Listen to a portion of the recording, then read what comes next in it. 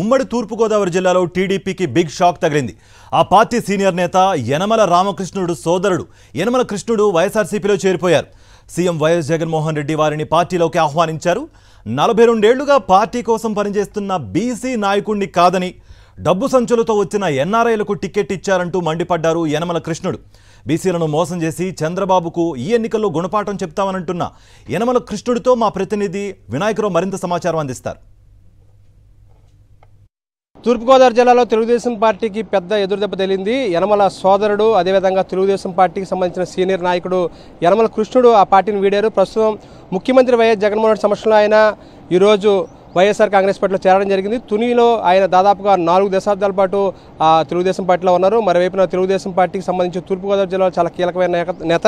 ఆయనతో మాట్లాడించే ప్రయత్నం చేద్దాం. అదేవిధంగా ఈరోజు కాకినాడ పార్లమెంట్ వైఎస్ఆర్సీపీ అభ్యర్థి సునీల్, అదేవిధంగా తుని మంత్రి దాడిశెట్టి రాజా సమక్షంలో వీరు ఆ పార్టీలో చేరడం జరిగింది. సార్, పార్టీని ఎందుకు వేడాల్సి వచ్చిందంటే ఏం చెప్తారు? దాదాపుగా 4 దశాబ్దాల పాటు మీరు తెలుగుదేశం పార్టీ వెన్నంటూ ఉన్నారు. ఈరోజు వైఎస్ఆర్ కాంగ్రెస్ పార్టీలో చేరడానికి ప్రధాన కారణం ఏంటి?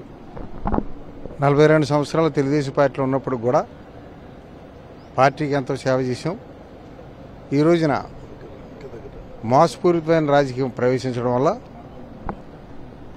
మరి రామకృష్ణ గారే స్వయంగా నేను 2 సార్లు వాడినప్పటికీ ఈరోజు ప్రజలు అనేక కష్ట నష్టాలు భరించి తిరుగుతున్నప్పటికీ ఈరోజు అవకాశం ఇచ్చినట్లయితే తప్పనిసరిగా నెగ్గుండేవాడిని.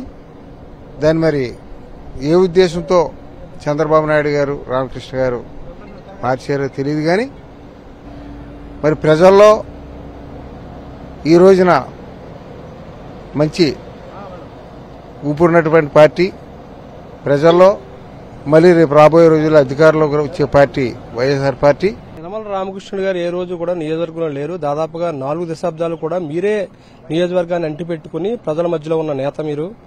అటువంటి సందర్భంలో మీకు చాలా ఘోరమైన అవమానం జరిగిందని మీరు భావించారా? మరోవైపున 5 ఏళ్ల వైఎస్ఆర్ కాంగ్రెస్ పార్టీ పాలన ఏ విధంగా ఉందంటే ఏం చెప్తారు? తప్పనిసరిగా 42 సంవత్సరాలు ప్రజలు ఉన్నది నేనే, వాళ్ళ కష్టసుఖాలు చూసింది నేనే.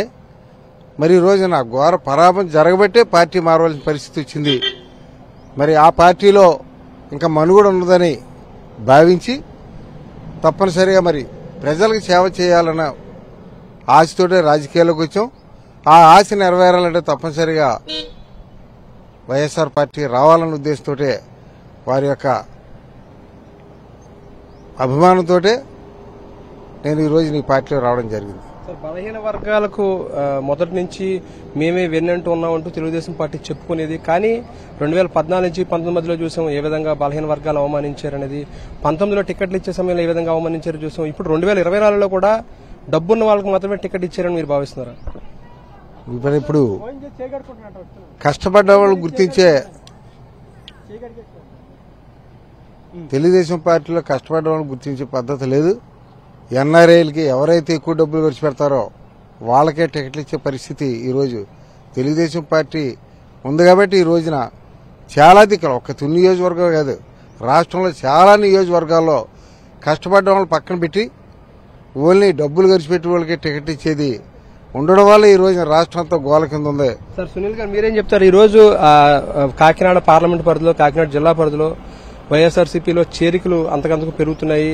ఇది తెలుగుదేశం పార్టీ మీద ఏ విధంగా ప్రభావం చూపిస్తుంది? వైఎస్ఆర్ కాంగ్రెస్ పార్టీ ఏ విధంగా విన్నింగ్ లోకి వస్తుందంటే చెప్తారు?